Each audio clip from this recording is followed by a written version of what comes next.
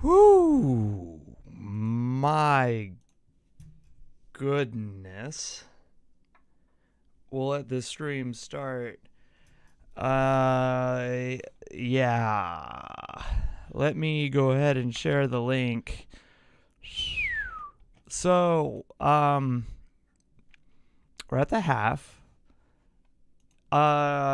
Geno Smith just attempted a forward pass to nothing, which creates a 10-second runoff. And admittedly, he was being tackled.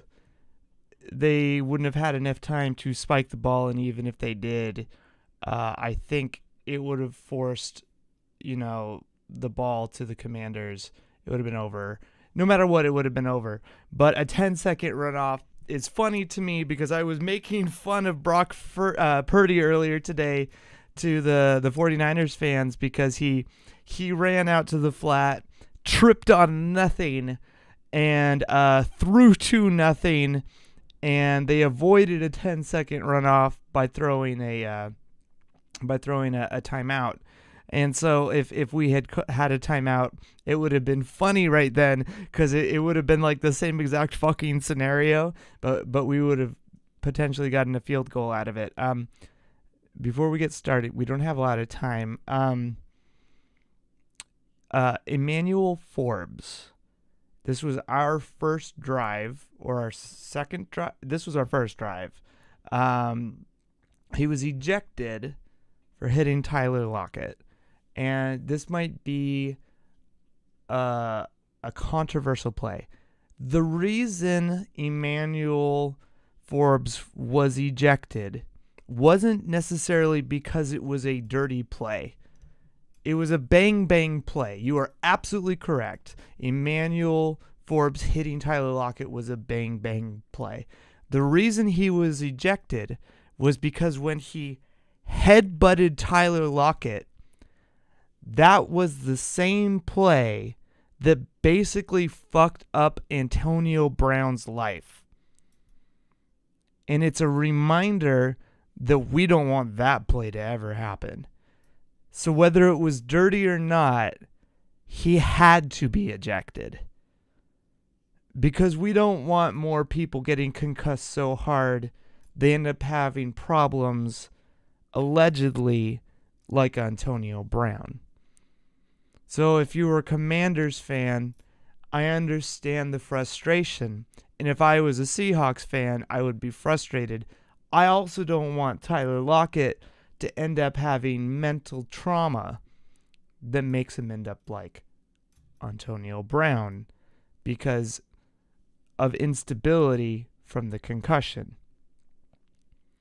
And I bet Emmanuel Forbes feels fucking terrible, and it was not a dirty play. So if you're a Seahawk fan saying Emmanuel Forbes is a dirty player, I don't think that's true. We actually have seen evidence of Tyler Lockett getting hit at the head a lot over the years. His entire career, for some reason, always seems to get popped in the head. It was just this time, it was a headbutt, right? It was like a bar fight, like, boomf.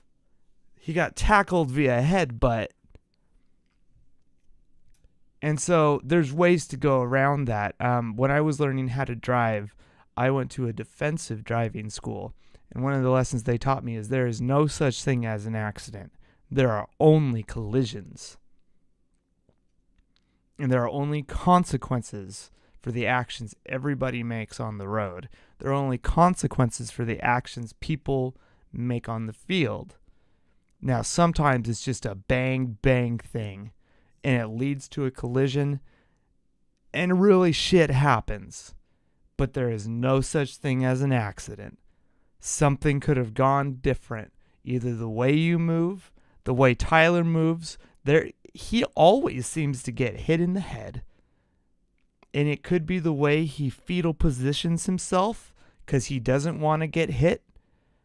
And it could be the way that player was going too high because he's used to hitting taller players like DK Metcalf.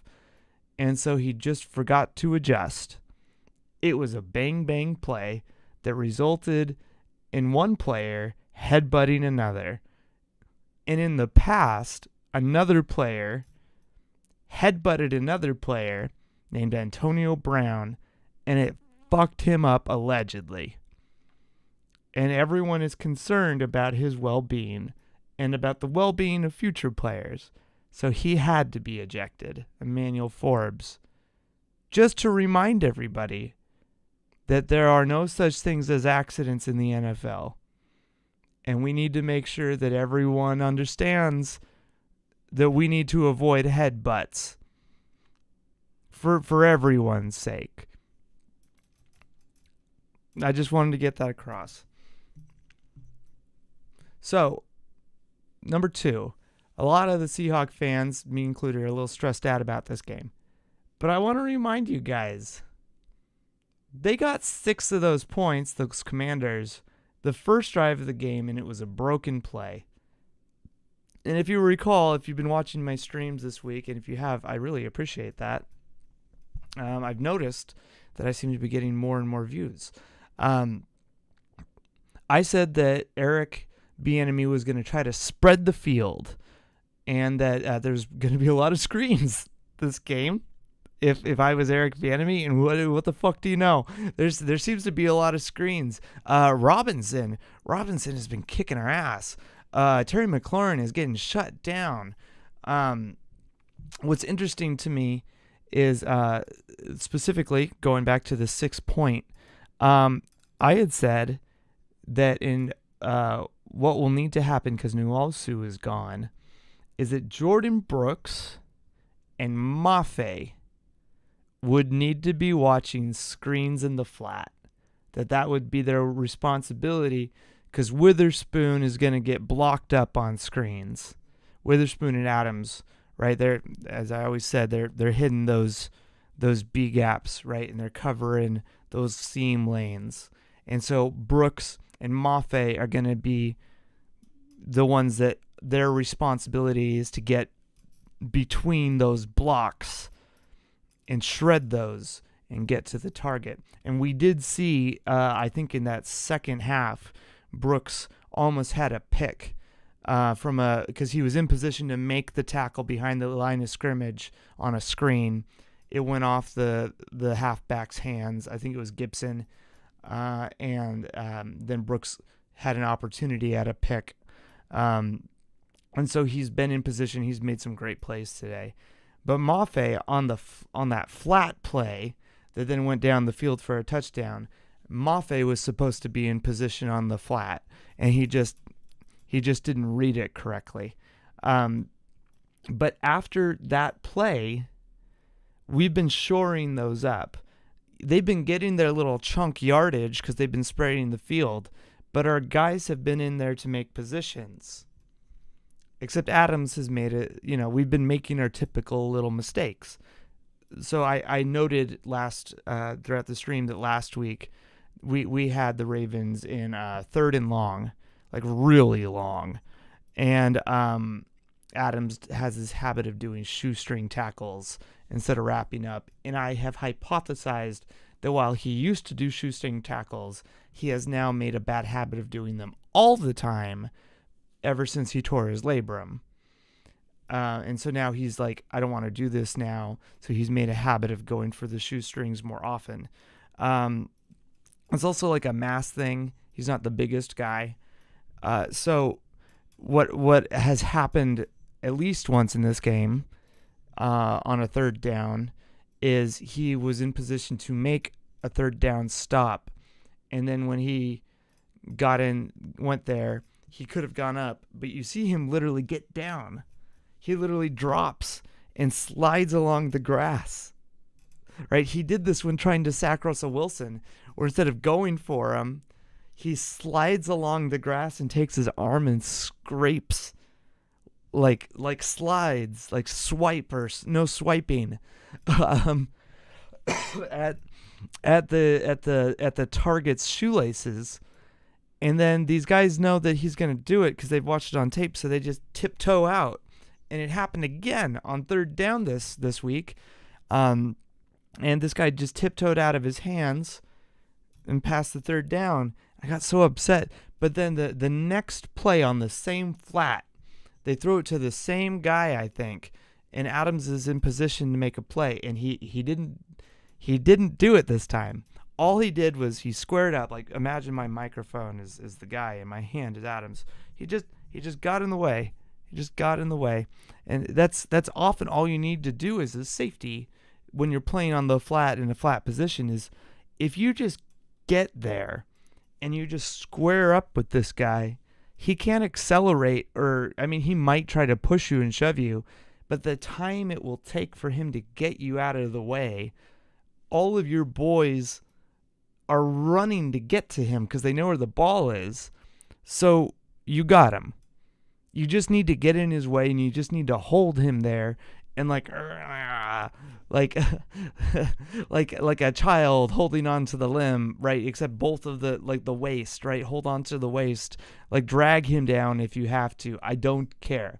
If you're not going to do a full-on hawk tackle because you don't think you can physically take him down, at least drag him, rip him, tear at him, right? Don't do the shoestring tackle unless it's a last resort shit. I don't think I can get this dude.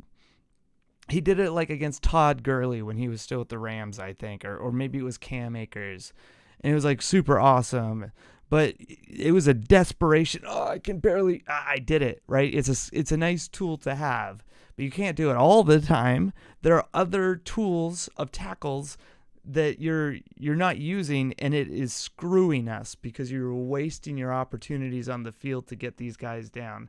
And so when he did that, it really helped us out, and we got to stop. And so we started off with that 6 points, and then they got the 3 points, and then we've been getting stops, and we got the Williams sack, and we keep getting more stops, and we almost got that pick with Jordan, and Witherspoon almost got a pick. He already has 3 pass defenses. Sam, I mean, they're not running the ball on us, and the announcers are like. These announcers, I swear they're not doing homework anymore, because they're like, so the Commanders have only run the ball 3 times. I don't understand why they would do that. Who would have seen that coming? They're not that kind of team. They're not the type of team that runs the ball, and then we're a team that stops the run. Except for last week against the team that only runs the ball. It looks like the half is almost end. How long? Oh no, they're doing like a halftime like thing. How long have I been going? Oh, we are almost to the end. Holy shit, I have been rambling. I guess I can go for a while, can't I? Let me see if I can go over this really fast. Special teams looks pretty good. Dallas is taking care of the football. We're regularly getting it to the 30. Which is setting us up for success, but we're not taking advantage of it, specifically because Geno Smith has been awful today. He's almost had multiple picks. Yeah, that's the second half kickoff. He had like 5 missed passes in a row, and then it's like we had only ran the ball 7 times all game. And even G. Scott had referenced this, like, why have we only run the ball 7 times? And then after Geno had 5 incompletions in a row, multiple like almost picks, except DK had like batted one of them down. Suddenly we started running the ball, and we just tear down the field. And if it wasn't for that, mess up at the end of the half, we would have had at least another 3 points on the board. So don't be stressed. We can fix this. Run the fucking ball. There's a reason that Forbes got benched. Go Seahawks. Man, I can talk for a while without realizing how much time passes. That's that ADHD, y'all. Let's go.